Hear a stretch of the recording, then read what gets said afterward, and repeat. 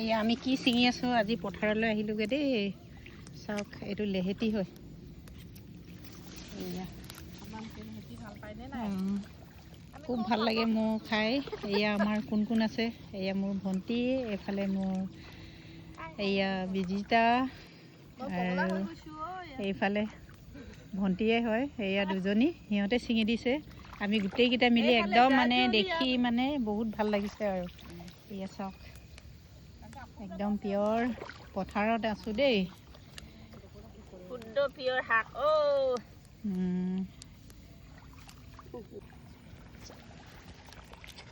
এইয়া বজাৰত বিচাৰি বিচাৰি যাওঁ এতিয়া পাইছোঁ ইয়াত পথাৰত মেটেকা এইয়া আমি চবেই উঠাই আছোঁ দেই